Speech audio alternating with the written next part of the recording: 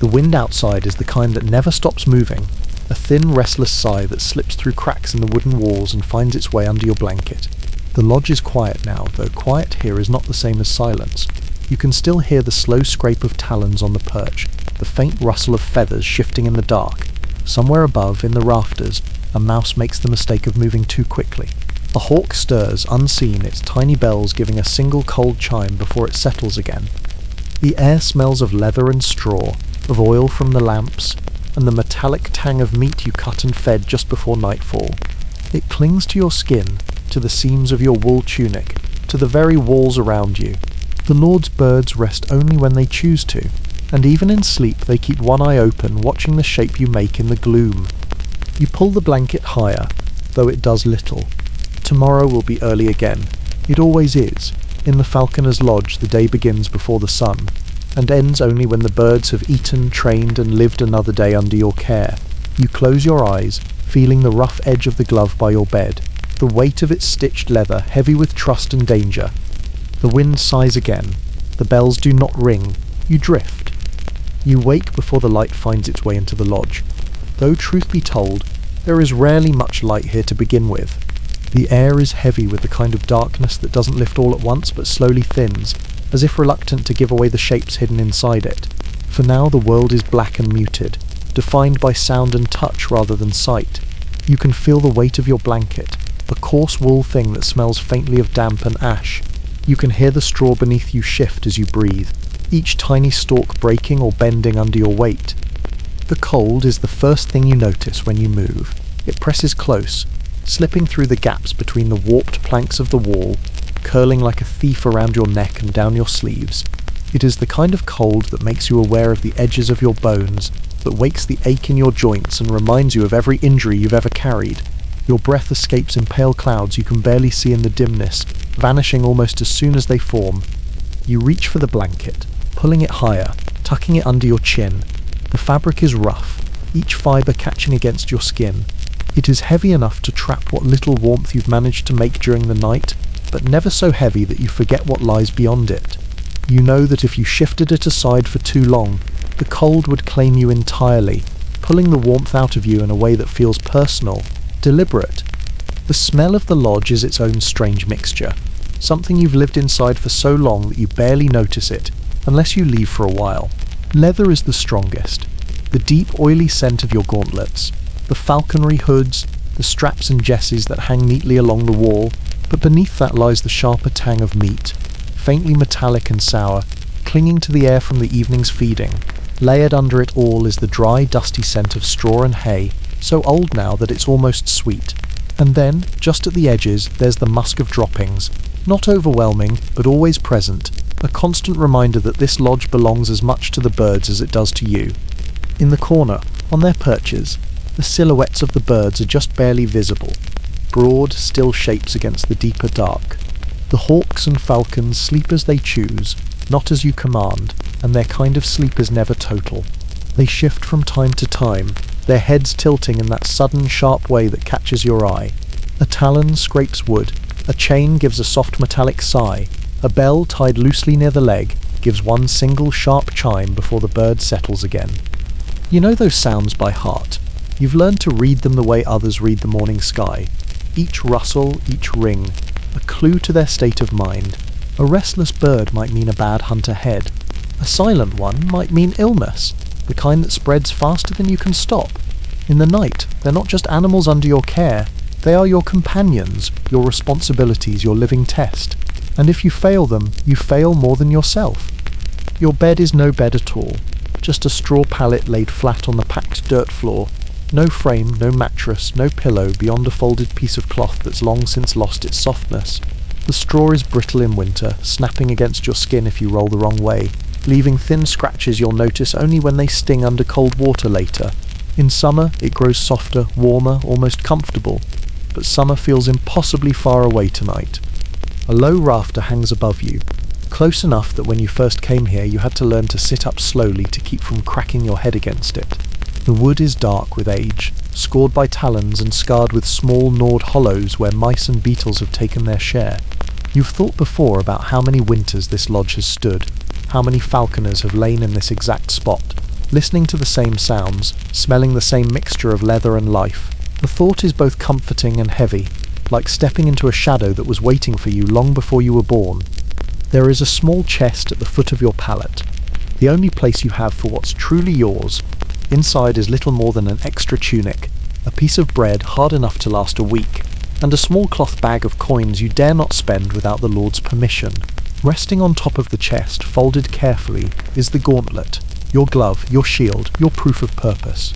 The leather is thick, darkened with use, the fingertips faintly marked by old scratches from talons that once dug deeper than they should.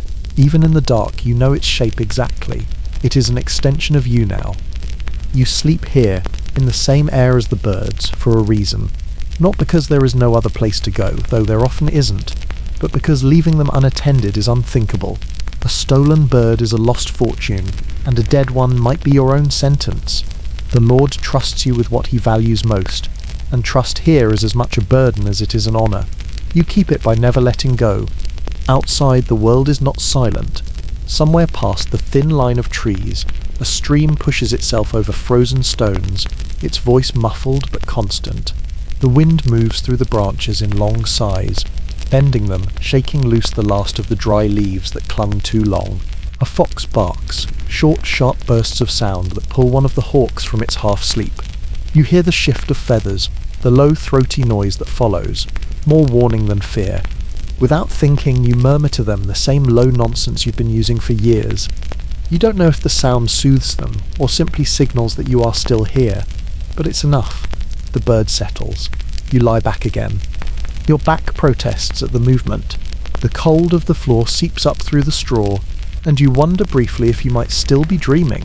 The lodge, in moments like this, feels like it could exist in any time, in any year, a place suspended between seasons where night and day are just two shades of the same shadow.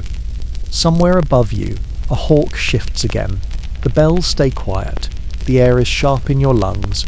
You know that soon enough the first grey light will begin to seep between the wallboards, and the day will start whether you're ready or not. But for now, you stay still, letting the cold press close, letting the darkness breathe around you.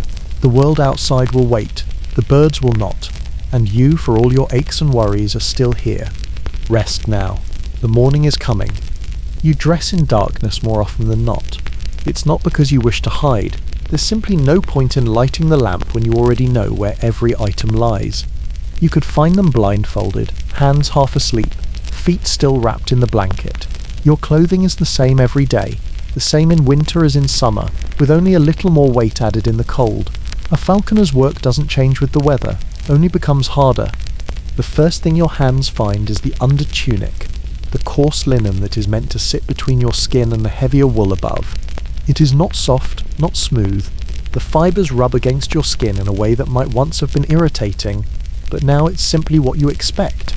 It is a familiar discomfort, like the ache in your knees or the weight in your shoulders. Linen breathes in summer, so they say, but in winter it clings cold against your ribs until you've moved enough to make your own heat. There are small stains on it that never truly wash out, old blood from feeding, oil from leather, and a faint shadow of mildew from that month last autumn when rain leaked through the wall and never quite dried. Over it goes the wool tunic. Thick, scratchy, smelling faintly of smoke from too many nights spent near the hearth fire in the Lord's Hall when you were called up to report. The sleeves are frayed where they meet your gloves, worn thin where the hawk's talons have grazed the fabric during training. The cuffs are stained darker than the rest, touched too often with the same meat-slick fingers that hold the lure. You pull it over your head in one motion, feeling the wool drag across your hair, catching in the knots you haven't had time to comb. Your belt is simple leather, cracked in places, the holes stretched from years of use. It carries the weight of your small knife, the blade you use to cut meat for the birds, to trim straps, to slice through rope. You wear it at all times, even when you sleep, because out here, in the lodge, you never know when it will be needed. The handle is polished smooth from the press of your palm, the way worry smooths a stone over years. Then there is the glove. You do not put it on yet. That comes later, when you are ready for the first bird. But you touch it, make sure it's there, folded and resting on the chest by your feet. Thick, double-layered leather, stitched with care, wide enough to cover your forearm and keep the talons from slicing too deep. Even so, the surface is patterned with scars, small crescent marks from slips, from moments when the bird's weight shifted unexpectedly. You know exactly which hawk left each mark, though the birds themselves have no such memory. Your boots are the heaviest thing you wear, stiff leather, lined with wool that has long since flattened. They're caked with old mud, the colour of the earth around the lodge. In summer, they stink of sweat and damp grass. In winter, they harden like armour, the cold making each step loud on the frozen ground. You pull them on slowly, bracing against the wall as you force your heel into place. The laces are thin but strong, repaired more than once with bits of falconry cord when they've frayed too much. Over your tunic goes the hooded mantle, not the bird's hood, but yours. It is wool as well, dyed a dull brown that blends with the fields. The cloth is heavy, wrapping over your shoulders and chest. The hood itself large enough to shield your face from wind and rain. The smell of wet wool has become part of your life. When you're training a hawk in bad weather, the hood funnels your own breath back toward you. Warm and damp, a small comfort in the open cold. You keep no fine clothes. Even if you had them, they would not last here. The falconer's work is too close to blood and mud, too dependent on movement and speed to allow for vanity. If the Lord calls for you to attend him indoors, you go as you are. The same tunic, the same boots, the same faint scent of leather and raw meat that clings to your hands no matter how much you wash them. You are not a courtier. You are not meant to impress with silk or jewel. You are meant to keep his birds alive. Sometimes you think about how much of you is wrapped in the smell of this work. It's in the folds of your sleeves, in the seams of your gloves, in the lining of your boots. You carry the lodge with you into the village without meaning to. People turn slightly when you pass, not in disgust exactly, but in quiet acknowledgement that you live in a place they don't understand, among creatures they admire but do not touch. Your clothes are armour, but not the kind made for war. They protect you from the cold, from the brush in the fields, from the sharp edges of talons and beaks, but they also hold you in place. When you wear them, you are the falconer. You cannot be anything else. The wind moves again outside, and the boards of the lodge groan softly. A bird shifts on its perch, feathers rustling like dry leaves.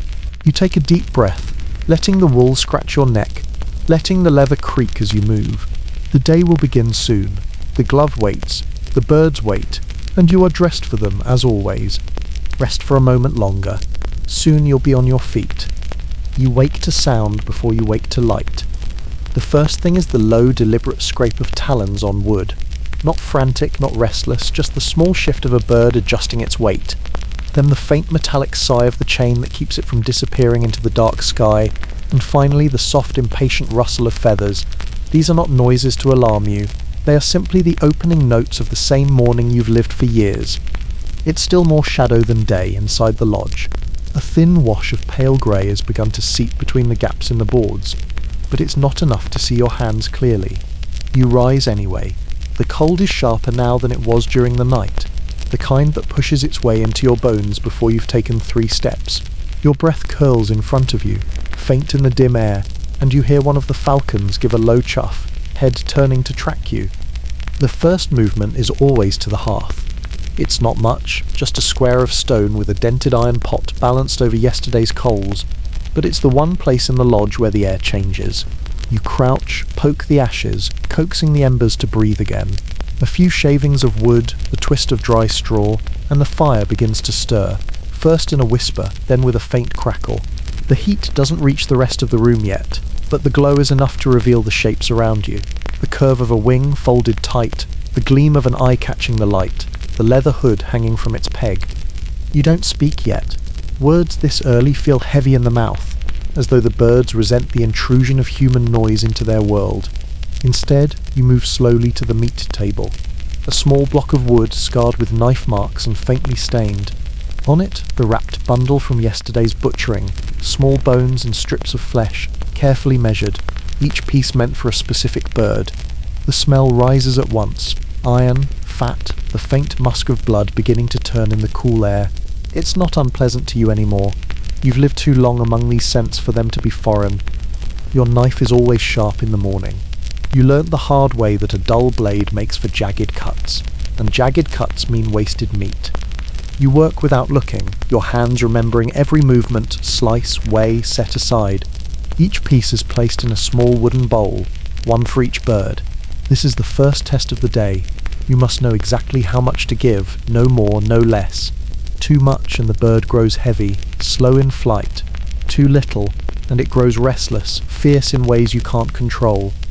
When the bowls are ready, you turn to the first perch. This one holds the Lord's favourite, a tiercel peregrine with a white breast and dark stormy wings. He watches you approach, head tilting in sharp mechanical motions, each eye fixing on you in turn. His breath comes in short hisses, not quite threat, not quite greeting. You offer the glove, sliding it onto your arm, the leather stiff with the cold. With your other hand you unfasten the leash from the perch, and in one swift fluid step, the bird shifts his weight onto you. The talons bite through the glove, not enough to draw blood, but enough to remind you they could. The weight is familiar, a pressure that bends your wrist slightly. You hold still until he settles. Then lower the glove so you can offer the meat. He takes it without hesitation, beak tearing cleanly, eyes never leaving yours. Feeding is a quiet thing. No rush, no waste, just the precise dismantling of flesh. You can feel each movement through the leather, the flex of talons, the slight tug as he braces himself. When he's finished, you return him to the perch, secure the leash, check the jesses. You run a thumb along the feathers near his legs, feeling for heat, for any swelling that might mean trouble. He endures it, blinking slowly, and then looks away as if you've ceased to exist. The falconer's relationship is not one of affection. The birds do not love you, nor you them. There is trust, perhaps, but it is trust built on necessity and mutual survival. You move to the next perch, and the ritual repeats. Each bird is different. One eats greedily, tearing at the meat with savage jerks. Another daintily picks it apart, pausing between bites. You speak to some, not in words that mean anything, but in the same soft tone you've always used. Others you leave in silence, knowing they prefer it that way. When all are fed, you clean the perches. This is the least graceful part of the morning, scraping away droppings, replacing soiled straw, wiping down the blocks with a damp cloth. The smell rises again, sharp ammonia layered over the earthiness of old hay. You don't flinch. The smell is part of the work, as much as the glove, the knife, or the meat. By now the light outside has grown stronger, spilling through the cracks, painting thin gold lines across the dirt floor. You pause to stretch, feeling the stiffness in your back, the cold in your knees. The birds preen themselves, working their beaks along each feather, smoothing and aligning them with meticulous care. The sound of it, a faint rasping, a soft rustle, fills the lodge like the ticking of many small clocks. You take a moment here, always. Not long the day's work waits, but long enough to stand in the centre of the lodge and let the sound settle around you. This is the heart of the life you've chosen, or perhaps the life that chose you. The quiet before the hunt, the stillness before the fields. You place the glove back on the chest for now. Flex your fingers to bring warmth back into them. Outside, the wind moves through the bare trees, carrying with it the smell of frost and distant smoke from the village. Soon you will step into that cold, birds on your arm, the Lord's command in your ear. But here, for a breath or two, you are simply the keeper of a morning ritual older than your name. And maybe, if you are lucky, the day will be kind. Rest a moment longer. The light is coming. They are the true occupants of the lodge. You are only their keeper, their feeder, their shield against the cold.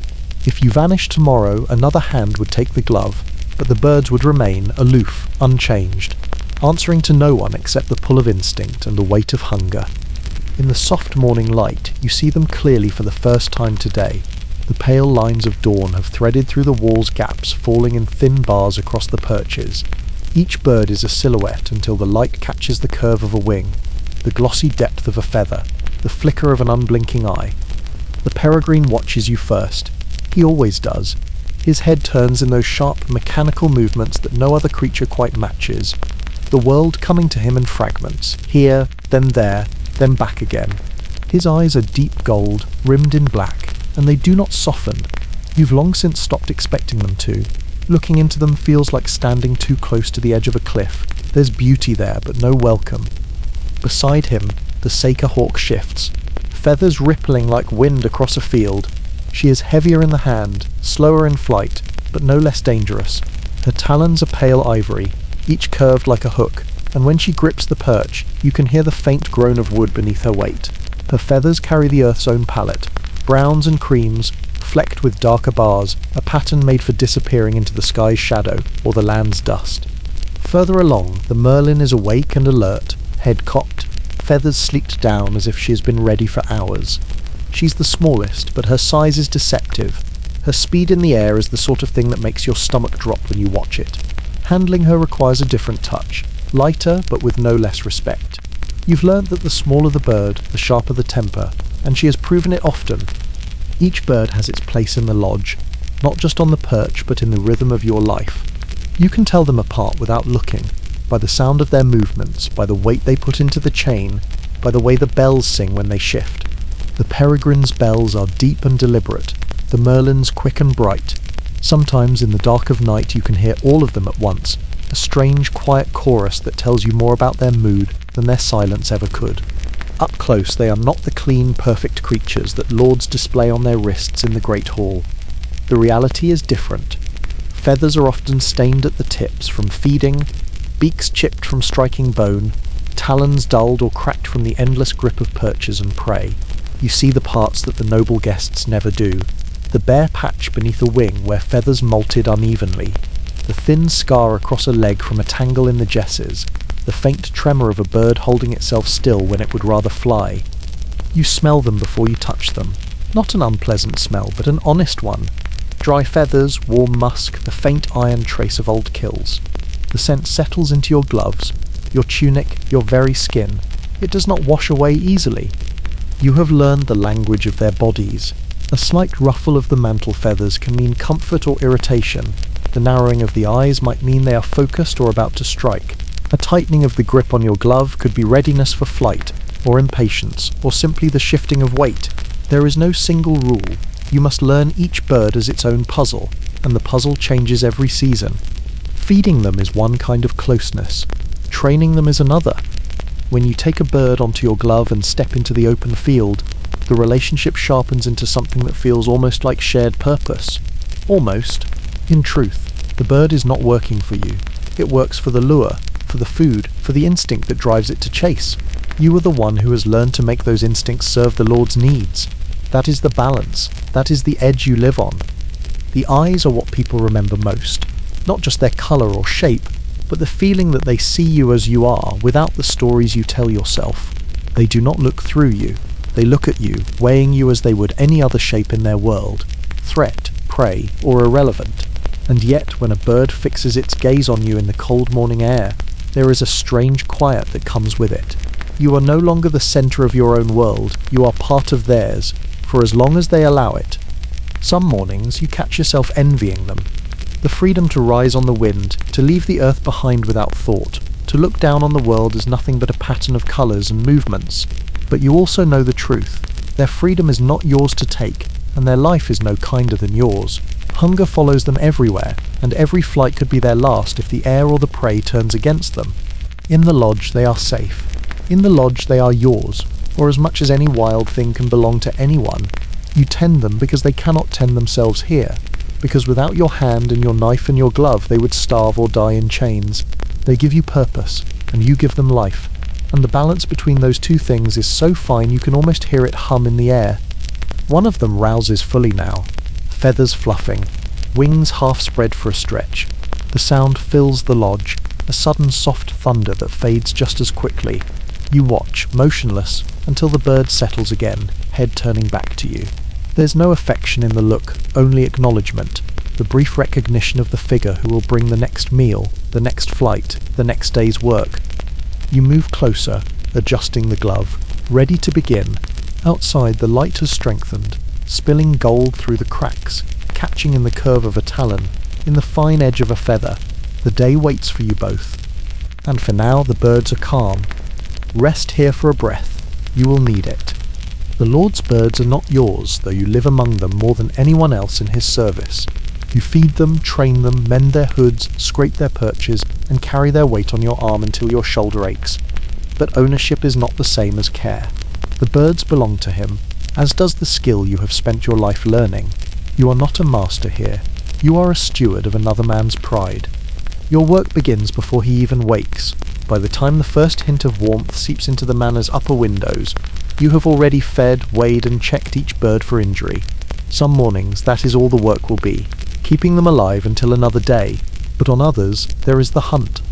The hunts are his spectacle. He does not care for the daily work of keeping a falcon's crop clean, or trimming the cracked edge of a talon, or scraping droppings from the perch. He cares for the moment when the hawk explodes into the air, its wings pulling it toward the pale blur of prey. He cares for the gasp of his guests, the rush of movement, the proof of wealth and power in the living, breathing jewel that strikes from the sky. You know his moods, and you know the signs. When his messenger comes before breakfast, it means you will be walking in the fields today. The message is always the same, never spoken by the Lord himself. He rides out within the hour. That is all the warning you get. When the hunt is called, you ready the chosen birds. You weigh them again because the measure between hunger and weakness is so fine it can ruin a flight. A bird too heavy will chase without killing. A bird too light will lack the strength to return. You check the jesses for phrase, the knots for tightness, the bells for sound. The hood is fitted snug, not to blind, but to keep the bird calm until the moment matters.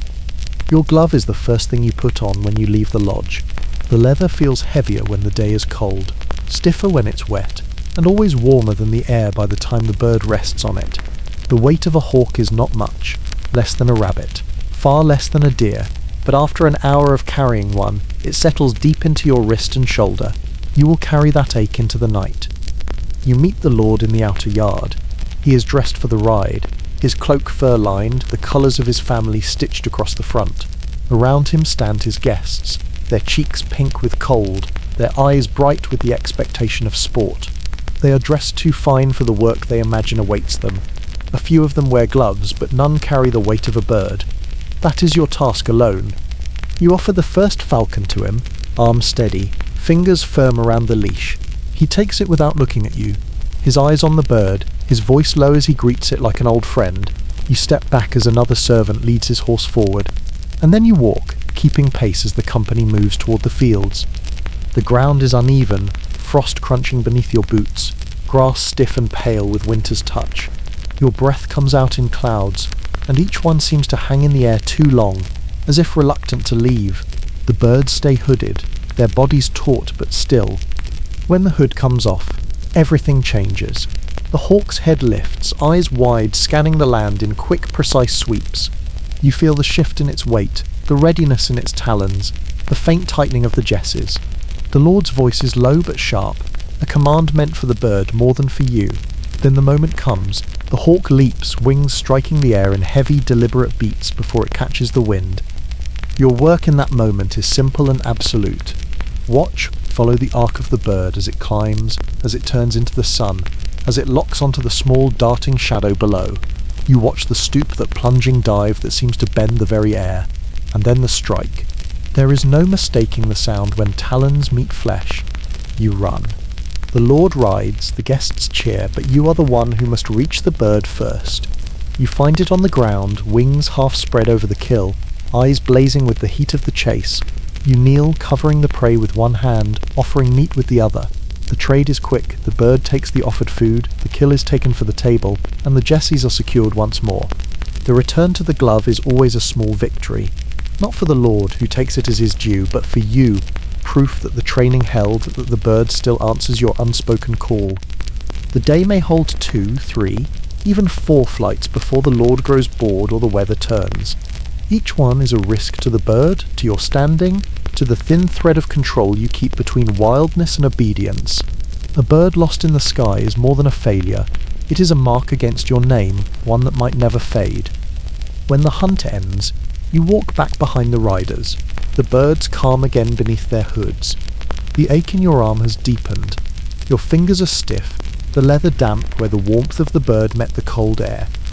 Back in the lodge you clean them again, feed them if the Lord has not claimed the right, check every feather for damage. Only when they are secured for the night does your work for him end. But the truth is, it never ends. The Lord sleeps in his chamber, warm and full, while you return to the lodge, to the smell of leather and straw, to the low rustle of feathers in the dark. And tomorrow it begins again. Rest now, your hand will be steady again by morning. You are a falconer, which means you live somewhere between respect and suspicion, a position as precarious as balancing on a wet beam in the dark. To the Lord you are a skilled servant.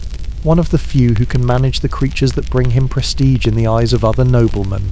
To the village you are something stranger, a keeper of predators, a handler of things with eyes like burning coins. You belong fully to neither world, and so you carry yourself with the quiet watchfulness of one who knows the ground can shift under them without warning. In the manor's great hall, you are seen, but not looked at. The servants know your place, and the Lord's guests have no need to learn your name. You stand at the side of the room, glove on your arm, bird at the ready if the Lord wishes to display it, and sometimes he does, even at feasts.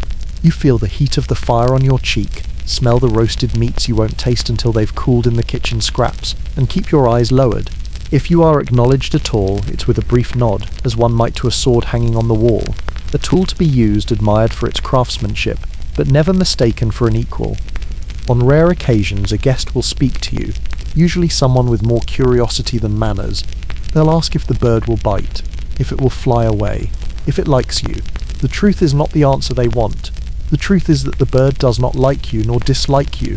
It tolerates you because you feed it, because you are steady, because your movements do not waste its time. The truth is that yes, it will bite if you give it reason, and no, you cannot stop it if it chooses the sky over your glove. But these are not answers that please the people who expect animals to behave like caught lapdogs. So you learn to smile, to nod, to say only, "It is well trained, my lord." The other servants treat you differently. They see you come and go from the lodge, your clothes carrying the smell of leather and raw meat, your boots marked with the frost from early mornings in the field. You're not in the kitchens enough to share gossip, not in the stables enough to be counted among the grooms. You are set apart, not by wealth or favour, but by the nature of your work. Some of them think it must be a fine life, walking with the Lord, carrying the hawks.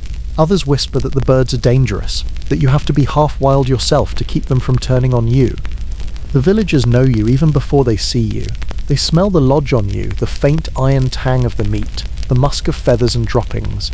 They know you by the glove you sometimes wear, even when it's empty, by the way your eyes lift toward the tray line more often than the road. Children follow you at a distance, whispering to each other, daring one another to get closer. Some are fascinated, asking questions about the birds you handle. Others keep their distance, crossing themselves when you pass, muttering about sharp talons and sharper curses. In the market, you're treated with a certain cautious politeness. Merchants know the Lord values you, and that's enough to keep their tone measured, their words chosen carefully. But you are not one of them, not a man with coin to spare on luxuries. You buy what the birds need, what you need to keep yourself standing, and little else. There are moments when you hand over coin for scraps of meat, when the butcher glances toward the door, as if hoping you'll leave quickly before your presence draws too much attention. And yet there is a kind of quiet respect in the places where skill is understood. The hunters in the village know what it means to work with a creature that can choose not to obey. They nod to you, not as one nods to a nobleman, but as one craftsman might to another, acknowledging the hours, the patience, the failures that shape the work. The suspicion comes from elsewhere, from the old women who know the stories, the ones about falconers who whispered to their birds in ways that no one could hear, who sent them not after hare or pheasant, but after men. There are tales that falcons can carry messages in the language of the wind, that their eyes can see things human eyes cannot, that a handler can borrow that sight for himself. None of it is true, at least not in the way they imagine, but truth rarely matters when a story fits neatly into fear. In the fields, far from the village and the manor, you are left alone. No one comes close while you train a hawk, not unless they are fool enough to test its patience. The space between you and the rest of the world is marked by the invisible circle of the bird's attention, the line between safe and not safe. You feel it even when you're alone, that radius of awareness, that sense that something fierce and weightless is tethered to you by little more than habit and will. Your work earns you neither wealth nor titles. It earns you something stranger, a position always on the edge of things, both trusted and kept at arm's length. You are called when you are needed, forgotten when you are not. If you do your work perfectly, the Lord will not think of you at all. The guests will remember only the bird's flight, not the hand that launched it. If you fail, your name will be spoken in every room before nightfall. And so you learn to live in the quiet spaces between notice and neglect. You keep your voice low, your hands steady, your thoughts your own. You walk the line between two worlds and belong fully to neither. But there is a strange kind of freedom in it too. No one asks you for more than you can give. No one demands that you pretend to be anything other than the man who wakes in the cold, feeds the hawks, and carries them into the day. You are not honoured, but you are not owned, not entirely, and for now, in this place between suspicion and respect, you endure. Rest here a moment. The birds will call for you soon. The work is in the small things, always. The Lord and his guests see only the hunt, the leap from your glove, the stoop from the sky, the neat kill. But the real work, the part that keeps the birds alive long enough for those moments, happens in the dim air of the lodge, with your sleeves rolled back and your hands deep in the raw truth of their needs. Feeding begins long before the first strip of meat touches a beak. You know exactly how much each bird needs today, not from a chart or a rule, but from watching them yesterday, from the feel of their weight in your hand, from the way their feathers sat, either sleek against the body or puffed with unease. Too much food and the bird grows slow, heavy in the air, unable to climb high enough to strike. Too little, and it will tire before the flight is done, hunger dragging it down before the prey. The meat is already waiting in its place on the wooden block, a pile of rabbit from yesterday's snare, its fur already stripped and the bones cracked where you cut them free. You have a small knife for this work honed to a dangerous edge. It slides cleanly through sinew and tendon, the sound of it soft but distinct, like fabric tearing in another room. You cut small pieces, no bigger than a finger's joint, setting each in its own wooden bowl. Each bowl is for one bird and one bird only. You never mix them. The smell rises with the work, warm and sharp, the iron tang of fresh blood curling into the colder scents of leather and straw. You've long since stopped noticing it as anything unpleasant. It's simply the smell of the morning, the smell of work. If you leave the lodge for more than a few days, you'll miss it without knowing why. When the bowls are ready, you start with the peregrine. He's the Lord's pride, which means he's your burden. You move to his perch slowly, glove on your left hand, leash in your right. His eyes are already on you, deep gold with that sharp black rim, the kind of stare that cuts past anything you might want to hide. You offer your arm and he steps onto the glove in one smooth motion, talons curling into the leather. You feel the weight of him instantly. You present the first piece of meat. He takes it without hesitation, the beak slicing cleanly, the sound soft but quick. You can feel each pull through the glove, the shift of his weight, the little jolt as he braces himself against your arm. Feeding him is a kind of conversation, wordless and brief. You offer, he takes. You wait until he swallows before you offer again. Too fast and he'll drop the meat. Too slow and he'll grow impatient, the talons tightening as if to remind you who could end the discussion at any moment. When he's finished, you return him to his perch. The leash is fastened again, the jesses checked for wear. You run your hand lightly along the feathers near his legs, feeling for heat or swelling that might mean trouble. He tolerates the touch without flinching, which is all the permission you'll get. The Seika is next. She's larger, heavier, slower to eat, her beak working in deliberate motions. You've learnt her rhythm, a quick first bite, then a pause, as if she wants to be sure the food will stay where it is before she commits. Her feathers smell faintly of the outdoors even when she's been in the lodge for days, as if the air clings to her differently than it does to the others. The merlin is last, small and quick. She takes each piece like it might vanish between your fingers. You feed her with your wrist tilted higher, keeping the meat level with her head so she doesn't have to reach too far and risk dropping it. She's the only one who ever eats so quickly you have to stop her. A light press of your finger to her chest to slow her pace, a reminder that she'll get the rest. Once they're fed, the rest of the care begins. Droppings are scraped from the perches with a short-handled scraper, the sound gritty and sharp. Fresh straw is spread beneath them, the rustle of it loud in the quiet lodge. You wipe the perches with a damp cloth, leaning close to catch any small signs of rot or damage in the wood. The jesses are inspected again, even if you've already looked at them twice. Leather wears faster than you think, and a broken strap in the field is the kind of mistake you don't make twice and live to tell about. Feathers are checked for breaks.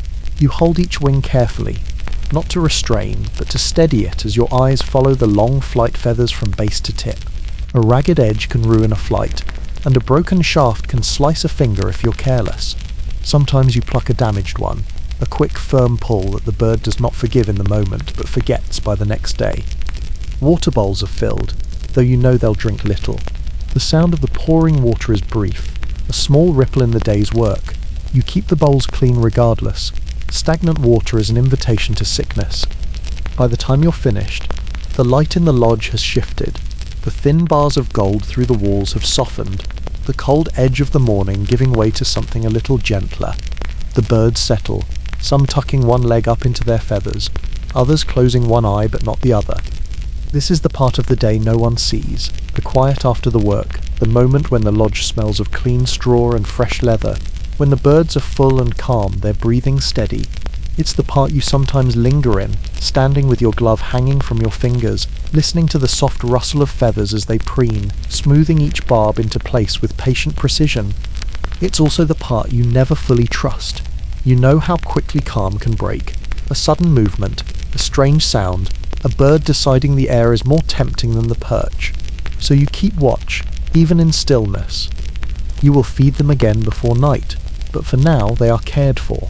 The Lord will be pleased if the hunt goes well, but whether it does or not, you have already done the work that matters. And in this brief, fragile quiet, you let yourself breathe. Rest now. The day will pull you from here soon enough. It is easy to believe the danger lives only in the air, in the stoop from a height, in the rush of talons meeting flesh, in the sudden chaos of prey and predator locked together.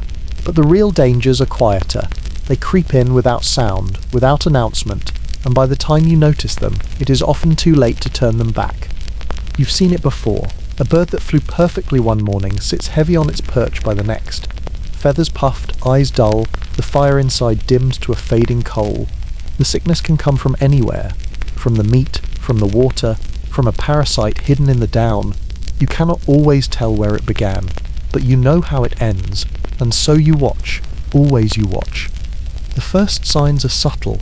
A missed meal, a drop of weight so slight you might dismiss it if you weren't in the habit of weighing them every day, a single loose feather where it shouldn't be, the faintest change in their breathing, the soft hiss becoming a little too shallow, a little too slow. You lean close, your hand steady on the jesses, your ear just above the curve of the wing, listening as if the sound might tell you what's coming. There is no physician for the birds. There is only you, your knife, your skill, and whatever remedies you've gathered from older falconers, from travellers, from whispered advice in the back corners of taverns. Some swear by crushed herbs mixed with meat, others by a thin wash of vinegar to kill whatever festers inside. Sometimes it works, sometimes it does not, and when it doesn't, you bury the bird in the thin strip of earth behind the lodge, far enough from the others that the wind will not carry the sickness. The danger is not only in sickness, it is in the birds themselves. A misstep with the glove, a moment's distraction, and talons pierce deeper than the leather was ever meant to protect. You've felt it, that bright flash of pain when the hook of a claw sinks into the soft flesh of your forearm, the skin breaking in neat crescent wounds. Blood wells quickly, and you bind it without thought, knowing the cut will sting for days but leave no lasting harm, unless it festers. Then it becomes another danger entirely. Some wounds come from the beak, not the tearing bite meant for meat, but the sharp snap meant for warning. A hawk's beak can split skin as easily as it splits sinew. You've learnt to turn your head, to keep your eyes away from the line of that strike, to wear the thin scar along your cheek as a quiet reminder that the birds are never tame, no matter how many mornings you've stood together in the cold. There is danger in the field too. A sudden gust of wind can send a bird spiralling out of sight, too far for the leash to matter, too high for the lure to call it back. You've run across frozen ground, through mud, through brambles, chasing the flicker of wings against the sky. Sometimes you find them again, hunched over a kill, the jesses tangled, the breath still fierce in their bodies. Sometimes you return alone, the glove empty, the air heavier for it. And always, there is the danger of the Lord's disappointment. A bird lost is a mark against your skill, a mark that can shadow you for seasons, even years. A bird dead from illness is worse, proof that you could not keep it alive, that the treasure he placed in your care slipped from your grasp. You have seen other falconers dismissed for less. Some simply vanish from the manor, their lodge locked, their name not spoken again. Even the lodge itself holds its share of hazards. The straw you sleep on can hide fleas, the air can grow thick with damp in the wet months, breeding mould in the walls. A rat bold enough to enter for meat can bring sickness in its teeth, gnawing at the cords and straps until something breaks at the wrong moment. You keep traps for them, check them every morning, knowing that a rat in the lodge is a danger to you as much as to the birds. Your own body is not free from risk. The work leaves your hands raw, the skin cracked in winter until the cold stings deep into the joints. The leather of the glove can hide small cuts where blood has dried unnoticed, and in those cuts infection waits. There are nights when you lie on the straw and feel a heat in your arm that has nothing to do with the blanket. Nights when you wake in sweat, unsure if it's the air or your own fever that makes the room swim. You work through it regardless, because there is no one to take your place. The dangers are many, but you live with them as you live with the cold. A constant presence, not to be ignored, but not to be feared so much that it stops you from moving. You keep your knife sharp, your cord strong, your eyes open. You feed the birds, you clean their perches, you weigh them in your hands each day until you know their health by feel alone. Still, when the lodge is quiet at night, when the fire has burned low and the wind presses its fingers through the walls, you think of the ones you've lost. You see their shapes in the dark, the curve of a wing, the tilt of a head, and you wonder if they ever think of you, if the wildness that claimed them carries any memory of the hand that fed them. Danger, you've learned, is not something you defeat. It is something you endure, one day at a time, until one day it endures you instead. Rest now, tomorrow will test you again. It starts the same as any other day, the glove pulled tight against your arm, the bird's weight settling onto it with the familiar pull on your wrist, the hood lowered over its eyes to keep it calm. The Lord's voice is brisk this morning, his guests restless in the yard, eager for a hunt they imagine will be quick and clean. They don't know or choose not to think about how much of falconry is waiting, guessing and trusting a living creature to see the world the way you need it to. The first sign that something is wrong is so small you almost miss it. The peregrine shifts on your arm, talons curling just a fraction tighter than usual, a tiny scrape against the leather. You feel it because you've carried him hundreds of times, because you've learnt his weight like the shape of your own hand. You tell yourself it's nothing. The wind is sharp this morning, the air restless. It could mean nothing. The hood comes off in the field. His eyes snap open, gold bright against the pale light, scanning the ground far ahead. His head jerks once, twice, a quick pivot from left to right, and you feel the tension run through him like a drawn bowstring. The Lord gives the signal, and you loosen your grip on the jesses, feeling the sudden surge as the bird launches into the air. It's a clean start, wings beating hard, the sound like cloth snapping in the wind. You watch him climb, the leash trailing, then snapping free, your eyes locked on the dark shape as it cuts against the winter sky. At first you think it will be like any other hunt. Then he turns too sharply, banking away from the hare you'd marked for him. You swing the lure in a wide arc, the feathers spinning in the air, your arm aching with the speed, the whistle sharp between your teeth. He doesn't look, his head is down, his wings folded tight, the stoop beginning, but towards something you can't see. The strike comes in the wrong place, far to the left of where you stand.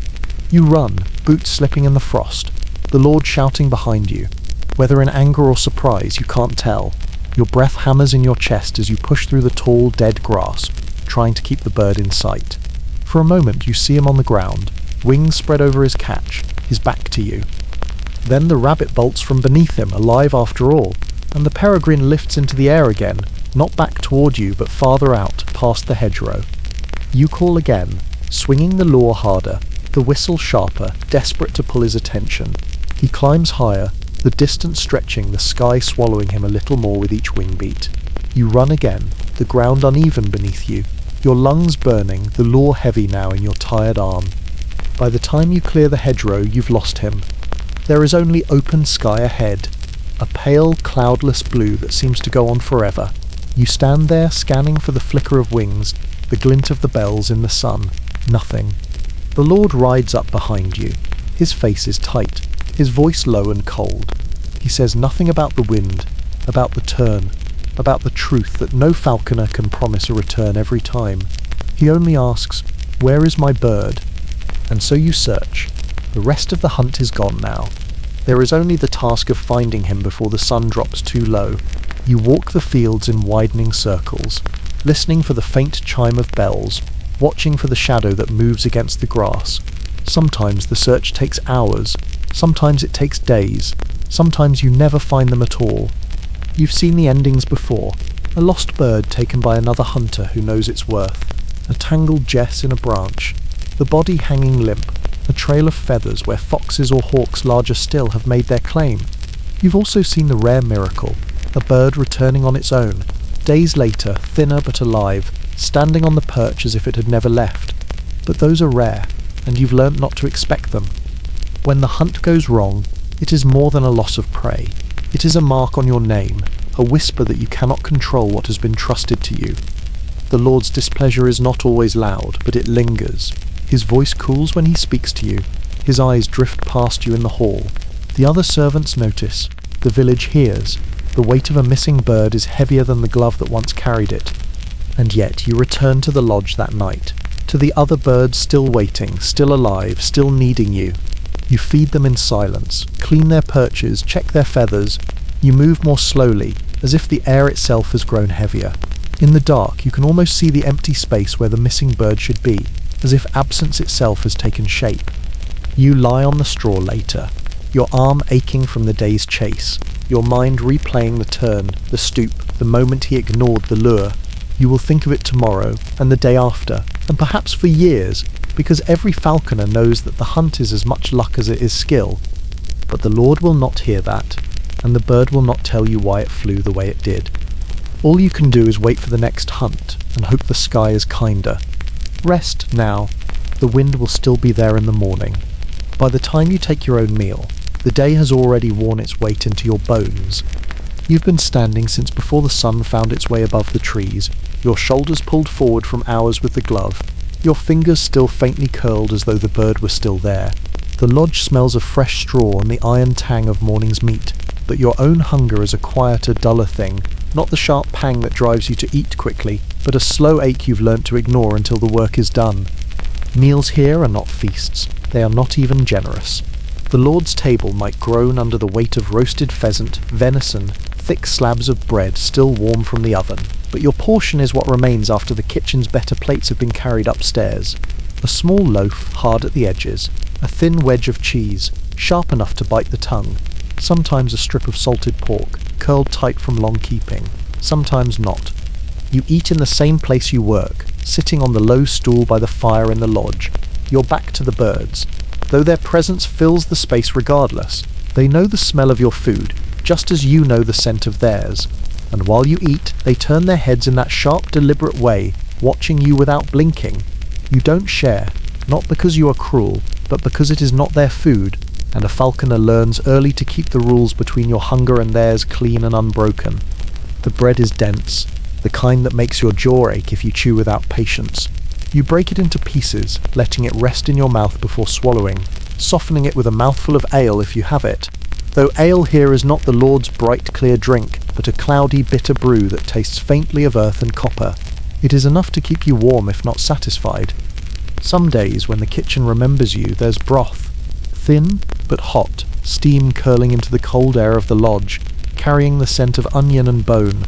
You cradle the bowl in both hands, letting the heat sink into your fingers before you drink it down in slow sips. The warmth fills you from the inside out, and for a few minutes you feel as though you could stay by the fire until the world outside thaws. But the bowls empty quickly, and the cold waits just beyond the door. Rest comes in pieces, like crumbs brushed from a table. You take it where you can, leaning against the lodge wall while the birds preen themselves after a feeding, sitting with your back to the hearth when the fire burns low, letting your eyes close for a handful of breaths. Sleep, when it comes before night, is light and restless, a shallow pool you hover at the edge of, never daring to sink too deep in case a chain rattles or a bell rings. You've learnt to rest without letting go entirely. Your ears stay open even when your eyes close, tuned to the soft hiss of feathers shifting, to the faint tap of a talon on wood. You know the difference between a sound that means nothing and a sound that means now. Night brings its own rest, though it is never quite the kind you hope for. You stretch out on your straw pallet, the blanket pulled to your chin, the ache in your shoulders deepening as your body finally stops moving. The birds settle in their own way, one standing tall on its perch, eyes half-lidded but still watching, another tucking its head beneath a wing, a third shifting restlessly for an hour before finding stillness. The quiet is not absolute. The wind threads through the cracks in the boards, whispering over the straw. A mouse moves in the rafters. and somewhere below a chain gives a small cold jingle. These sounds are part of the lodge, part of your rest as much as they are part of your waking. You've lived with them long enough that they slip into your dreams, shaping them without your knowing. On rare evenings when the Lord has no need of you the next morning, you may find yourself in the village tavern. There the rest is louder, less clean, but welcome in its own way. The air is thick with smoke and the smell of ale. The benches worn smooth by years of elbows and boots. You drink enough to warm your chest, to soften the edges of the day, and then return to the lodge before the night grows too deep.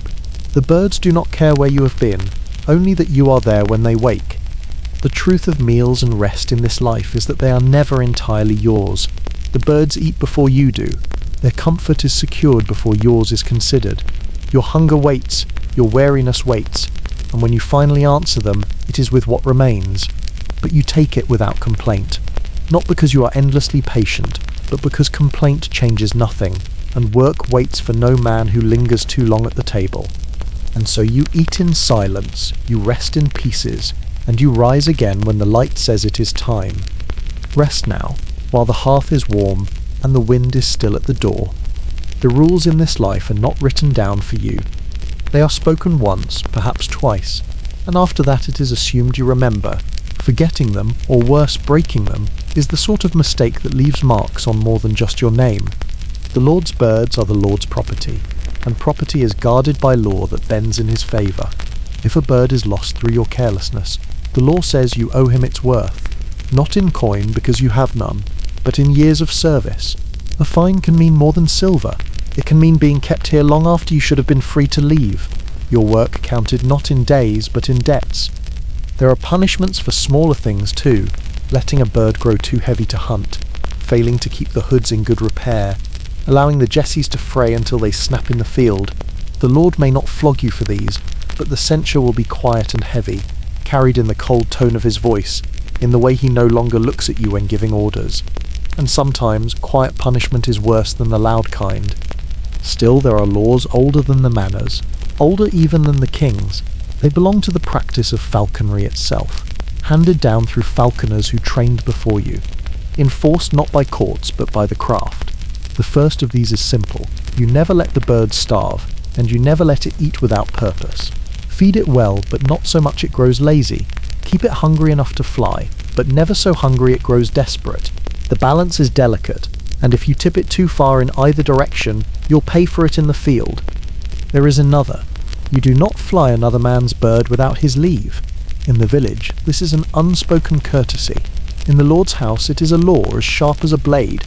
A falconer caught working another bird could be accused of theft, and theft of such a creature is no small thing. There are whispers of men who lost their hands for less. Then there is the law of the hunt, not the Lord's sport, but the gamekeeper's right to decide where and when the birds may fly. You cannot take a bird into another man's land without risking accusation of poaching. Even if the bird returns empty-taloned, the sight of it crossing the wrong hedge can earn you a fine, or worse, a beating sanctioned by the owner of that ground. Game is wealth, and wealth is guarded jealously. Punishment here is not always measured in coin or years. Sometimes it is humiliation, being sent to the hunt without your best bird, being made to stand in the great hall without glove or hood, holding nothing but your hands at your sides. These are ways of reminding you that your skill can be taken from you at any moment, if the Lord chooses. There is also the unspoken law between you and the birds. Do not betray the trust they give you, however small. You do not rush them when they return from a flight. You do not strike them when they miss a kill. You do not force them to hunt prey they are not trained for. A falcon remembers a hand that mistreats it, and if it learns to distrust you, the glove will never feel the same weight again. The village has its own opinions about justice. A bird that strikes a chicken in the wrong yard can bring more trouble than the loss of the fowl is worth. You've heard of birds poisoned for less, bait left out where they are known to hunt. You keep yours close when near the edge of the village, hooded and calm, because the law may not protect you there. The man who loses a hen will not care whose crest the bird wears. And then there are the punishments you give yourself, the nights you replay every mistake in your head, the loose knot, the jest that snapped, the glance away at the wrong moment. These are the punishments that keep you from sleeping even when your body begs for it. They are the reason you check each knot twice, Weigh each bird before and after, run your fingers along every inch of leather before stepping into the field.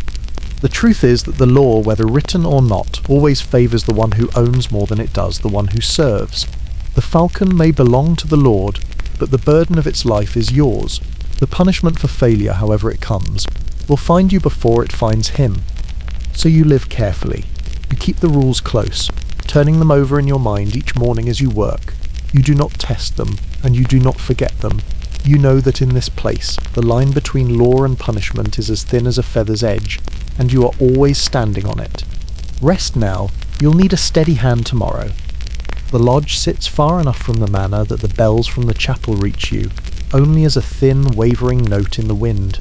You hear them in the early morning, when the birds are still tucked into their feathers and the frost still holds the grass stiff. The sound doesn't command you the way it does the villagers.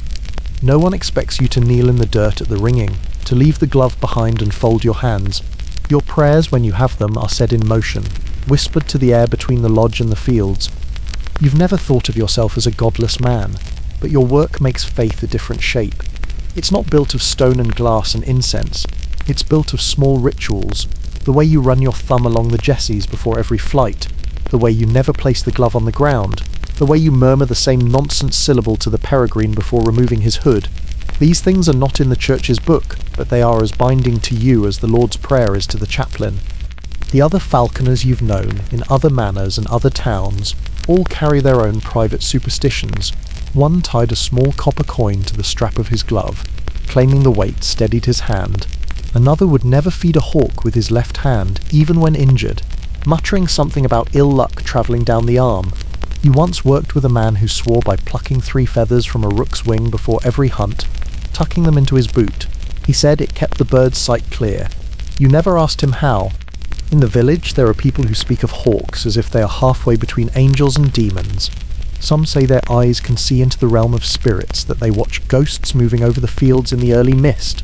Others claim they can carry curses in their talons, that a falcon loosed over an enemy's house can sour milk and kill crops. These are not things you repeat in the Lord's hearing, but you've seen the way his wife's maid crosses herself when she passes too close to the lodge. When a bird sickens, you've caught yourself doing things you'd scoff at if you saw them in someone else. Drawing a sign on the perch in ash from the hearth, leaving a feather on the threshold overnight, to let the illness fly away, saying the name of the bird aloud 3 times before feeding, as if to remind it who it belongs to. None of these things are in the manuals or the lessons you were given, and yet you do them because sometimes you need to believe you have done everything possible, even the foolish things. You've heard the chaplain say that all life bends to God's will. Maybe that's true, but in your hands, with the bird's talons curled into the glove and its breath warm against your wrist, the world feels smaller, more personal. The line between life and death is as narrow as the space between 2 wing beats, and if there is a higher power guiding that, it has a taste for sharp edges. On hunts, there are omens you cannot quite ignore. A crow flying overhead as you step into the field, bad luck. A sudden gust before the hood is lifted, a sign to wait. If the hare bolts in a straight line instead of weaving, some say it's doomed before the chase even begins. You've seen these things line up too many times to dismiss them entirely, even if you tell yourself they're nothing but chance. There is also the matter of saints. In some places they say Saint Bavo keeps the falconers safe, but he once tamed a wild hawk with nothing but a prayer. You've never prayed to him directly, but on the mornings when frost coats every branch and the air cuts through wool and leather, you've caught yourself muttering his name under your breath. Not a full prayer, just a name, as though saying it might keep the day from breaking too badly. The birds, of course, believe in nothing. They do not kneel, they do not cross themselves, they do not wait for a sign before striking, but they live by rules you can't see, instincts that tell them when to leap, when to hold, when to turn from the lure, and perhaps that is their own kind of faith, to trust the air beneath them without question. You keep a few charms in the lodge, a small carved feather of bone given to you by another falconer years ago, a scrap of red cloth tied around the base of the perch, red to ward off sickness, they say, a thin braid of horsehair looped over the door, meant to keep out ill fortune.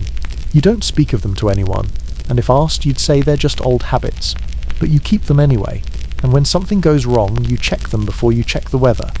Faith, superstition, habit, they blur together out here. The chapel's bells may still mark the hours, but in the lodge, time is kept by the turn of the birds' heads, by the tightening of their grip, by the shift of their weight before flight, and when you whisper to them before the hood comes off, you don't know whether you're speaking to the bird, to God, or to something older still. Rest now.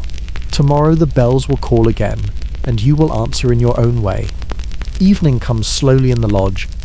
It does not announce itself with bells or laughter from the manor hall, or with the creak of carts returning from the fields. Here the day ends when the light begins to thin, and the birds grow still. Their restless shifting quiets, their feathers flatten against their bodies. Their eyes, always bright in the morning, take on a heavy, unreadable stillness. That is when you know it's time for the last work of the day. Dinner for the birds comes before your own, always. You cut the meat in the last of the fading light, the knife moving through it with practiced quiet. The smell is sharper at this hour, the warmth of the day gone, the cold teasing the scent into the air until it mixes with the damp smell of straw. The meat is cold in your fingers, stiff from the chill. You portion it carefully, less than in the morning, enough to settle their hunger but not enough to dull them for tomorrow. One by one you take them onto the glove, feeling the weight settle differently than it did at sunrise. It is heavier now, not from food but from stillness. They eat with less urgency at night, tearing each piece in silence, pausing between bites as though already half asleep. Their eyes close for a heartbeat after each swallow, and you wait before offering the next. When each bird is fed, you check the perches again. It is habit now, though you have already cleaned them once today. The straw beneath is fresh enough to last until morning. The leather cords still strong. You run your hand along each jess, feeling for frays in the dim light, your fingers knowing what your eyes can't see in the shadows. Only when their needs are met do you turn to your own. Your dinner is simple, whatever the kitchen scent, wrapped in cloth and left on the small table by the door. Some nights it is a hunk of dark bread and a wedge of cheese, the rind tough enough to need your knife. Other nights you're given the tail end of a stew, its surface cooled to a dull skin, the broth thick with whatever root vegetables were left.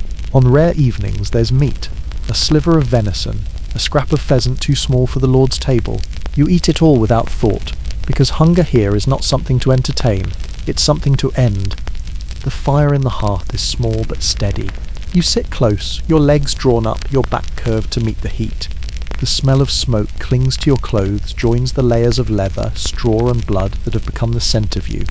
You chew slowly, your jaw moving in rhythm with the faint crackle of the wood. You drink from a small clay cup, water if the day was long, ale if the kitchen was generous. It's not enough to feel full, not enough to feel warm all the way through, but it is enough to keep you standing tomorrow. You eat with your head turned toward the perches, always. The birds do not move much now, but you keep watch all the same. In the half-light their shapes are part of the lodge itself, dark outlines against the paler wood, their bodies rising and falling in slow measured breaths. Every so often one will rouse enough to ruffle its feathers, the sound soft and deep, like cloth shaken out before folding. When your food is gone, you wipe the knife on the cloth, set it aside and lean back against the wall. The fire is the only light now, painting the birds in golden shadow, their eyes catching it when they turn. The air is colder away from the hearth, the draughts from the walls creeping around your ankles under your sleeves. You pull the blanket tighter around your shoulders and settle into the familiar rhythm of the lodge at night. This is the quietest time. The manor's noise does not reach you here. The village is distant enough that even the tavern's shouts are lost to the wind. There is only the fire, the slow breathing of the birds, the occasional snap of straw beneath your boots when you shift your feet. You've learnt not to rush this part of the day. Once dinner is over, the work is done, and the hours between now and sleep belong to you, or at least they feel like they do. Sometimes you mend leather straps by the firelight, the smell of warmed hide rising into the room. Sometimes you oil the glove, the cloth moving in slow circles over its scarred surface. Other nights you do nothing at all, letting your mind drift in the dimness, following the fire's glow until your eyes grow heavy. There is a kind of peace in this moment, though it's not the peace the priests talk about in sermons. It's not the absence of hardship. It's the simple pause between one day and the next, the knowledge that the birds are fed, the cords are strong, and the fire will burn until you sleep. You hold on to that, because you know how easily a single noise, a single shadow, can turn peace into work again. When the fire burns low enough, you rake the embers into a small, tight bed, covering them with ash so they'll survive until morning. The lodge grows darker with each heartbeat, the outlines of the birds fading until they are shapes in a deeper shadow. You move to your pallet, the straw crackling under your weight, the blanket coarse against your skin. The smell of the day is still on you. The leather, the meat, the faint musk of feathers. It will be there when you wake. You close your eyes knowing the night will not be silent, that the wind will find its way through the walls, that a chain may rattle or a bell may chime. But for now, the day is done. Rest. Tomorrow will come soon enough. Sleep does not come quickly in the lodge. You do not lie down and sink into it the way the Lord might, under furs and beside a fire that burns until dawn. Here, sleep is a slow negotiation with the cold, with the straw under your back, with the part of your mind that refuses to stop listening for the chain's faint jingle, or the scrape of talons in the dark. You have learned to let your thoughts drift just enough to loosen your grip on the waking world, but never so much that you couldn't rise if needed. And when it finally comes, sleep is not without its weight. Your dreams are not empty. They never are. Sometimes you dream of flight, but not the kind the poets talk about. In your dreams, the air is thin and sharp against your face, your lungs burning as you climb higher and higher, and yet you never grow tired. You see the ground far below the manor, the village, the patchwork of fields, all small, all quiet. The people no more than moving flecks in the pale grass. The sky in these dreams is vast, cold, and without mercy, and you understand something in it that you cannot explain when you wake. You are not the bird, not entirely, but you are not yourself either. You are a shape in the air, driven by the pull of something far ahead, something you cannot quite catch. Other nights, you dream of the birds themselves, standing in the lodge exactly as they do when you are awake, but with eyes that do not blink. They fix you with that endless gold stare until the world behind you falls away. Sometimes in these dreams they speak, not in words you can carry back to the waking world, but in sounds like the rush of wind through bare branches, like the tearing of cloth. You wake with the sound still in your ears, certain for a heartbeat that they are watching you from the corner, their heads tilted in that sharp, impossible way. There are dreams of the hunt, too, though they rarely follow the shape of the real. In these, the fields are endless, the hare always just ahead, the bird always on the edge of striking but never quite making contact. You run and run, the ground never tiring you, the sky never dimming, and yet the moment of the stoop never comes. It is as though the dream is holding its breath, waiting for you to understand something you never do. Sometimes the dreams stray farther from the life you know. You dream of standing in a place you have never seen, cliffs that drop into a black sea, forests so thick the sky vanishes above them. The birds are there, though not the ones you tend. They are larger, stranger, with wings that cast shadows across the ground even when there is no sun. You feel no fear in these dreams, only the weight of something watching from just out of sight. There are softer dreams too, though they come less often. Dreams of warmth, not the fire's short-lived heat, but the steady warmth of summer sun on your back. The sound of water running nearby, the grass high and thick around you. In these dreams the birds are calm, perched close but not bound, their eyes half-lidded, their feathers smooth in the breeze. You wake from these reluctantly, the cold air of the lodge cutting the last threads of the dream before you can hold on to them. And then there are the dreams you do not speak of, even to yourself. Dreams where you are not here at all, where there is no lodge, no glove, no chain, no weight on your arm. You walk streets you've never known, your hands empty, your eyes free to look wherever you choose. You feel the pull of nothing, no responsibility waiting behind a door, no eyes depending on you to keep them alive. You do not know if these are dreams of freedom or of loss, but you wake from them with a hollow in your chest that takes hours to fade. The strangest dreams are the ones that repeat. They come months apart, sometimes years, but they are always the same. You stand in a wide open field. The grass is high, the wind strong. In the distance a bird circles too far to see clearly, but you know it is one of yours. You raise your arm, the glove heavy though it holds nothing, and you wait. The bird circles lower, closer, until it stoops, and you feel the rush of air before the impact, but it never lands. You wake every time in the instant before its talons touch the glove, your arm still braced for the weight. These dreams stay with you longer than the others. They follow you through the morning, into the feeding, into the cleaning of perches. You find yourself glancing at the sky more often on those days. searching for some echo of the shape you saw in sleep.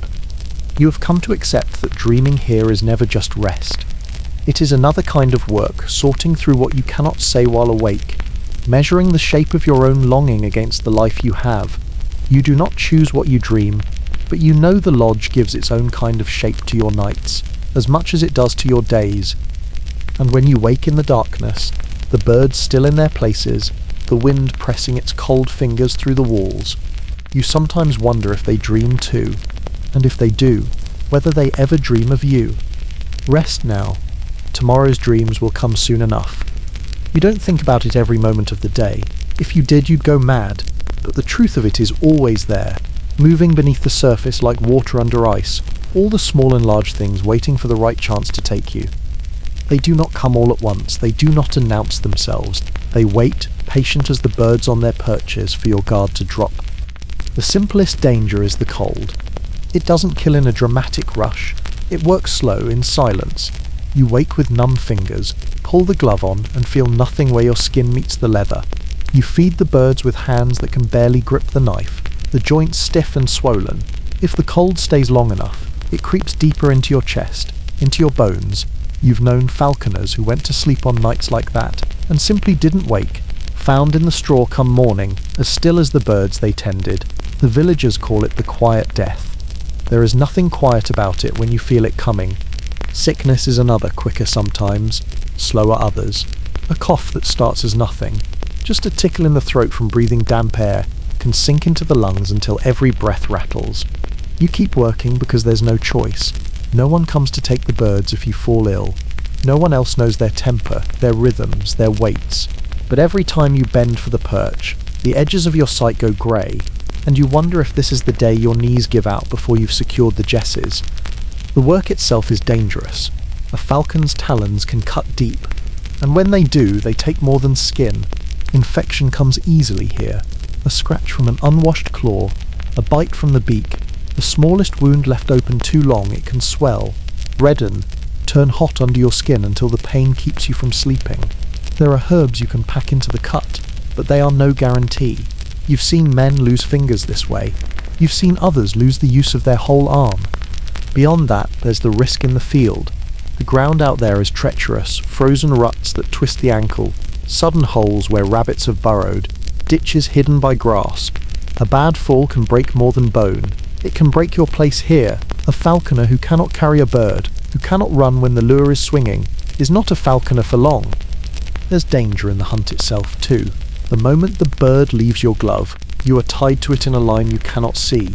If the chase carries it too far, if it stoops in the wrong place, you follow, and following can take you into places you were not meant to be, across another man's land where you're met with a shout and a drawn bow, into woods thick enough to lose your bearings before the sun drops, onto ice you thought was frozen solid until it gives under your weight.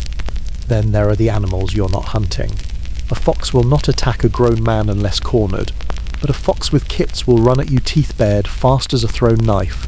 A badger will hold its ground until you are foolish enough to test it, and once it decides to strike, there is no talking it down. Even a startled deer can be a danger. All muscle and blind panic, a kick or charge enough to send you sprawling. Some threats come from men, not beasts. There are poachers who would see your bird as more valuable than your life. A fine hawk can buy a winter's worth of food. A falconer walking back to the lodge in the evening is an easy target, especially if the road is empty and the sun has already begun to fall. The Lord's crest on your bird might keep some men away, others might take it as a challenge. And always there is the danger of the Lord himself, not with a blade or a rope, but with the power to end your place here with a single word. One mistake, one flight gone wrong, one bird lost beyond recovery, and you could be turned out with nothing but the clothes on your back and a name that will not open another lodge's door. That kind of death is slower perhaps, but no less certain. A man without work, without coin, without a place to stand. Winter will finish what dismissal starts. There is the weather, storms that come fast enough to drive you into the open fields with nowhere to shelter. Lightning that forks across the sky while you are still holding the glove. Your bird unsettled, its wings half spread in fear. Rain that soaks everything. Leather, feathers, your own clothes, until the weight of it pulls you down and the cold begins its work again. Some dangers are small but relentless. the splinter from a perch that festers, the rat that slips into the lodge at night and leaves sickness in its droppings, the mould that grows in the straw after too many damp days. You can fight them all, traps, knives, fire, but you never truly win. You only hold them back for another day. And finally there's time. Time itself will kill you if nothing else does. Your knees will stiffen, your grip will weaken, your eyes will lose the sharpness needed to spot a bird's turn at a distance. You will notice it first when you misjudge the weight in your arm, when the lure swings slower than you meant, when you have to squint to see the hair against the grass. No one will tell you outright that you're finished. They will simply stop calling you for the hunt, and by the time you realise it, your place will already have been given to someone younger. You don't dwell on these things, you can't. If you let the tally of what might kill you weigh too heavily, you'd never step into the field, never lift the hood, never put your hand near the beak. You work knowing that each day could hold the wrong turn, the wrong gust of wind, the wrong moment of carelessness, and you live with it, because there is no work without risk, no life here without the shadow of ending. And so you rise each morning, you carry the glove, you feed the birds, you walk into the cold. Not because you believe you're safe, but because you know you're not, and you go anyway. Rest now. The dangers will still be here in the morning, and you will meet them again. You have lived long enough to know your world is small. It is not the kind of small you can hold in your hands, it is the kind that holds you, the kind that decides where your feet can go and where your eyes must stop. And most of the things you will never see are not hidden because they are far away, but because the shape of your life has already been drawn, and it does not wander. You will never see the sea. You have heard of it from sailors passing through the market, from merchants who smell of salt and fish, their stories full of shifting blues and greens, of waves as high as towers. You picture it sometimes when you watch the birds fly, that endless stretch of moving water instead of sky. In your mind it sounds like the wind in winter, but heavier, deeper, with a pull in its voice that could drag a man from the shore without him knowing why. But you will not stand there and feel it in your bones. The roads you walk end in fields, in woods, in the hard-packed yards of manors and villages. You will never see the high mountains, the ones the travelling friars say tear at the clouds until they bleed snow. You have walked hills, yes, but never those impossible heights where the air grows thin, and a man must chew it before swallowing. Your birds might know something of that wind, they could ride it if given the chance, but you will never feel it on your own face. You will not see cities. Not the great ones, not the ones with streets so wide they could hold the Manor's Hall 10 times over, with towers that rise higher than any steeple you've ever seen. You've met men who've lived in them, their clothes dyed richer than anything here, their words running faster than yours. They tell you about markets where you can buy anything, about crowds so thick you can't see the end of them. But you will never walk those streets. A falconer is not sent to the city unless his master is travelling, and your lord has not left in years.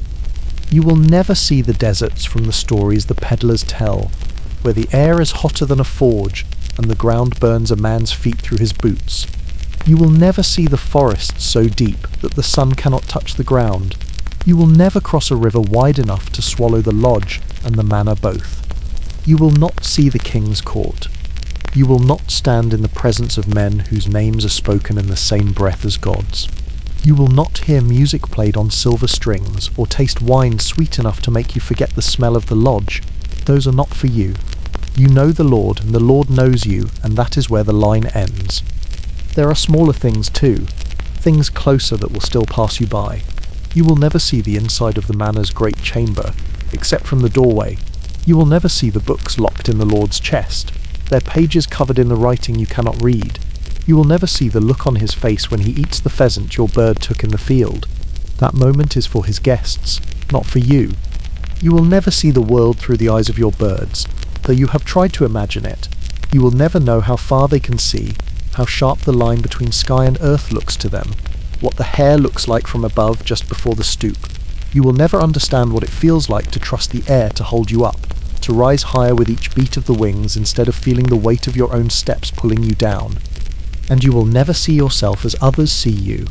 You don't know if the villagers think of you as skilled or strange, if the servants think you are lucky to be close to the Lord or unlucky to be bound to his birds.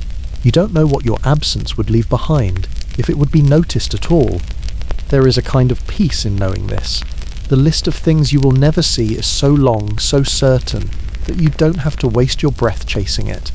But there are nights when you lie in the straw, the birds quiet, the wind pressing cold through the boards, and you feel the weight of all those unseen places pressing back. In those moments, your world feels not like a home, but like a hood lowered over your eyes.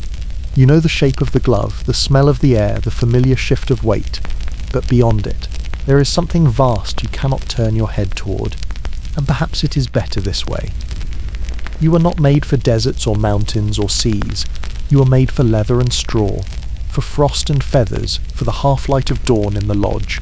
But still, when the wind comes from the west carrying the faint scent of something you cannot name, you find yourself looking up at the sky, wondering if the birds know what it is, and if they would tell you if they could.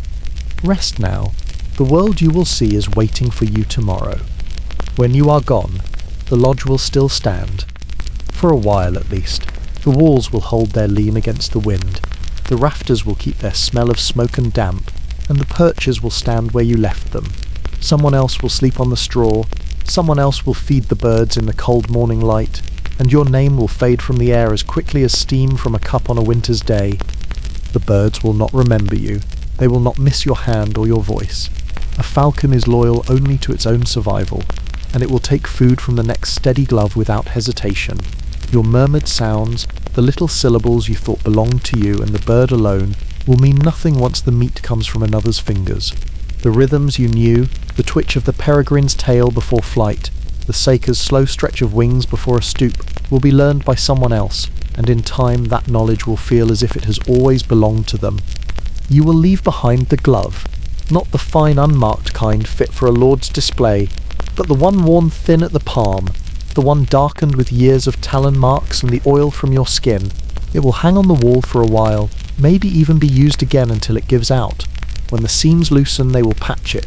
When the leather cracks beyond repair, they will burn it for warmth without ceremony. You will leave behind a few tools, the knife you kept sharp enough to cut without tearing, the whetstone worn smooth on one side, the small bone pick for cleaning the bells. They will pass from hand to hand, their edges dulled, their handles smoothed by fingers that do not know yours once held them.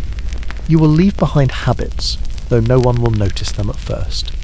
The next falconer may feed the birds in the same order you did without knowing why, may check the perches in the same rhythm, may stand in the same spot by the door to catch the morning light. Little shadows of you will stay in the work, even after your name is gone. You might leave behind a story or two, though they will not stay true for long. In the village, someone will say you could bring a bird back from the far edge of the forest with just a whistle. Another will swear you once flew the Lord's falcon over the river and brought back 2 kills in one flight. The details will shift, grow sharper or softer depending on the teller's mood, until the man in the story is no longer you but some other figure entirely, part truth, part invention. You will not leave behind much in the way of coin. Whatever you have will go to pay for what you owed, or be folded into the Lord's accounts without a ripple. You will not leave behind children to carry your name. Falconers rarely do, bound as they are to the work and the lodge. Perhaps there will be a friend or two who will think of you for a while, in the quiet moments when the weather keeps them indoors, but memory fades faster than stone wears down. What you leave most is a vacancy, an empty shape where you once stood in the mornings, where you once bent to tie a jess or lifted the hood from a bird's head. The vacancy will not last long. Another will fill it, because the work does not wait for grief. The birds will not slow their hunger. The fields will not stop breeding prey. The Lord will not set aside his hunts. The space you filled will close behind you, as easily as water closes behind a sinking stone. And yet there is something that lingers, not in the birds, not in the lodge, but in the air itself. Perhaps it's the faint trace of your breath in the cold mornings, or the worn path in the dirt between the lodge and the fields, or the echo of the bells when the wind is just right. It will not be enough for anyone to name, but sometimes, in the pause between one task and the next, someone will feel it. A small pull, a suggestion that someone once stood here, glove on their arm, eyes on the sky.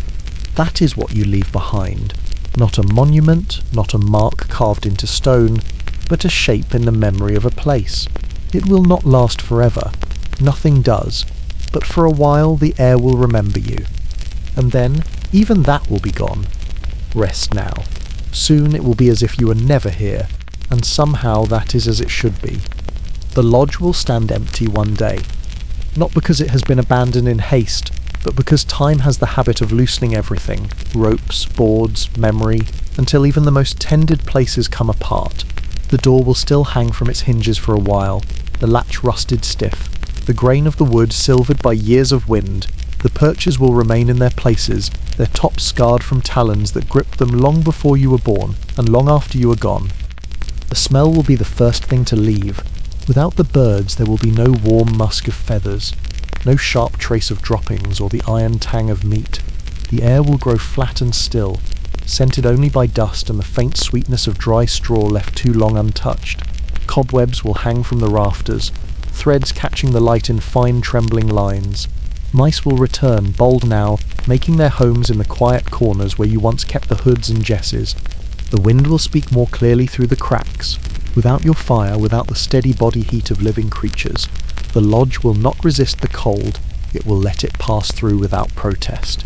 In winter, frost will settle on the inner walls as easily as on the fields outside. In summer, the heat will hang inside like a breath that never leaves. The villagers will stop thinking of it as your place or anyone's. They will pass it on the road without a glance, or they will glance only to check if the roof still holds. The Lord will have built another lodge by then, perhaps closer to the manor, perhaps for a new falconer, whose name will be spoken in the halls while yours is not spoken anywhere at all. And yet the lodge will keep a kind of memory. The dirt in front of the door will be worn into a shallow path that no new grass will quite claim. A glove, forgotten in a corner, will crumble slowly into dust but still carry the faint shape of a hand. The scrap of leather will curl in on itself, the stitching eaten away by time, the holes still showing where a bell was once fastened. The sky above it will remain the same. Birds, not hawks, not falcons, just the common ones, will cross it in slow arcs, riding the wind without thought of you. On certain days when the air is bright and cold, you could almost believe you hear the faint jingle of bells far away, but it will only be the wind in the trees. The world beyond will not notice its loss. The hunts will go on, the seasons will turn, and the small piece of earth where you stood will fold itself back into the rest of the land. Whatever trace you left here will fade like a print in snow, sharp at first, then softer, then gone. And yet, if anyone were to step inside on a still night, they might feel something, not a ghost, not even a presence, just the sense that the place once had a rhythm, that once, before it grew quiet, this air was thick with movement, the scrape of talons, the rustle of wings, the quiet murmur of a voice to a bird that did not care for the words but knew the sound. No one remembers your name, but that's all right. There are no wolves at the door, no cold in your bones. The day's work is done, the birds are fed, the wind is steady. You have survived another day. Sleep now,